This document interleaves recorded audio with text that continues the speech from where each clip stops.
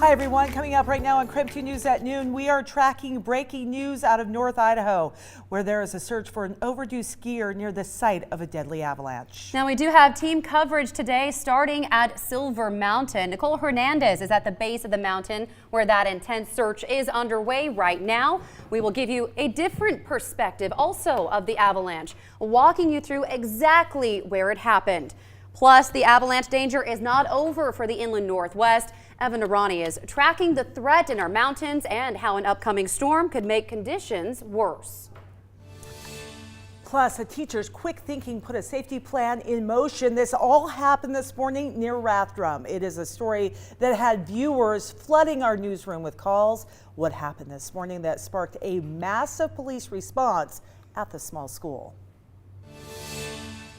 Hi everyone, and thank you for being with us right here on KREM 2 News at noon. I'm Laura Papetti. And I'm Jen York. We begin today with that new search underway for an overdue skier on Silver Mountain. This is after an initial search and rescue effort was called off last night after a deadly avalanche. Here's what we know right now. 2 people died in the avalanche yesterday at the popular ski resort. 5 people survived. Nicole Hernandez is joining us live from Kellogg at the base of the mountain. And Nicole, it was a family member today who sparked this renewed and very intense search. Yeah, that's right. So around 7:30 this morning, someone called Silver Mountain saying they were concerned about a family member who they knew was skiing up here around the time of the avalanche. Now, Silver Mountain was able to confirm that that person was skiing around the time the avalanche happened, and that's what started this whole new search. Take a look at this video. We saw just about 15 minutes ago a crew of 3 people from the Coeur d'Alene Fire Department going up the gondola, headed up the mountain with a stretcher and a dog by their side. We also saw another avalanche dog and herd team member going up the mountain earlier this morning. All of this is part of that new search for that other person that they're now looking for. Now, all of this is happening after crews had stopped their searches last night around 8 p.m. At that point, they thought everyone had been accounted for. They had found 7 people. Now this is the 8th person that they're looking for. And at this point, they don't know the condition of that person, and we don't know who that person is. But for now, the mountain is closed as they continue their search, and we'll make sure to bring you any updated information as we get it. Live here in Kellogg, I'm Nicole Hernandez.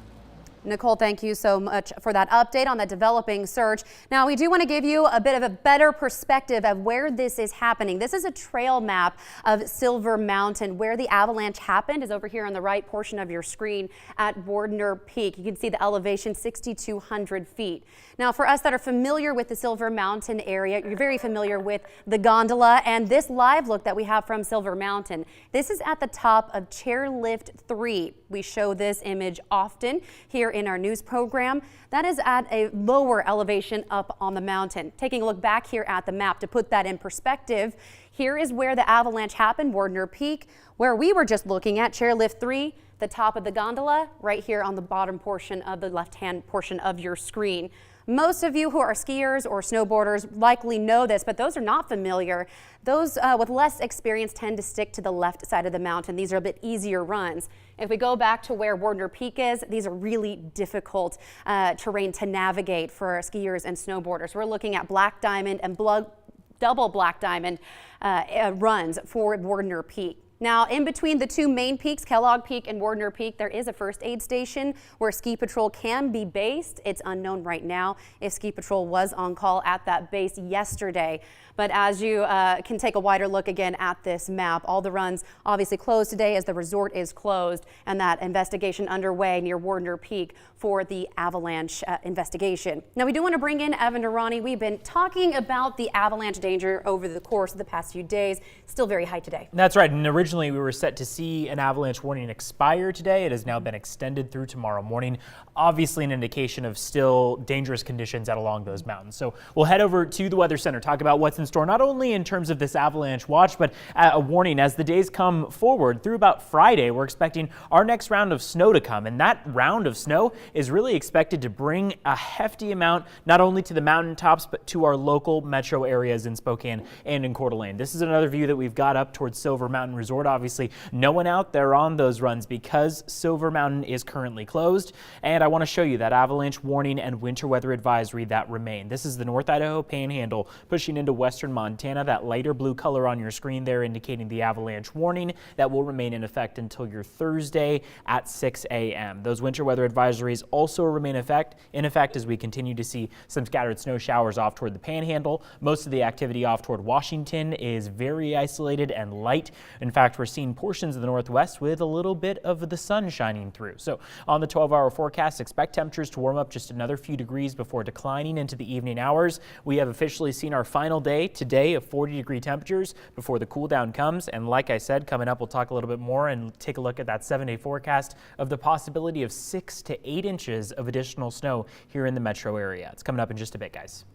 Evan, thank you very much. It is coming in new at noon, a tense morning at Lakeland High School, but it all ended well and turned out to be actually a good test of security. District leaders gave the all clear today. This is following a lockdown this morning. It all started as a teacher reported hearing gunshots around 10 o'clock this morning at the Rathdrum school. The report sparked a quick response from multiple law enforcement agencies. Here's just some of the video. As you can see, police responding. Viewers called called into our newsroom saying that law enforcement was rushing toward the school. Authorities searched that school and later determined there was indeed no threat. While there was no actual threat, KREM 2 is working to learn more about this story and actually how the teachers' quick actions put their safety plan into motion. A good test today at Lakeland High School. You can find this story tonight on KREM 2. As you might imagine, also continuing a developing story that we will track throughout the day. Tonight we have team coverage from Silver Mountain. We spent the first few minutes of this show talking about it. We have crews right now working on it throughout the day at the scene, making phone calls. So for any updates, be sure to check KREM.com and of course the KREM 2 mobile app. It is the story, so many questions, search underway right now potentially for what they have said is a family reported a missing skier, again from that area of the Avalanche. So we'll continue to track that. And both of our breaking news stories essentially happened simultaneously today. I know I took several phone calls into the newsroom, people concerned in the Rathdrum area about the police response, which we now know is an all clear, everyone's safe there, but of course still a tough scene up on the mountain today. And in regards to the school situation, a lot of people now wanting to know how the response went. Did it work in terms of, was the response smooth? And so we'll be tracking that story throughout the day.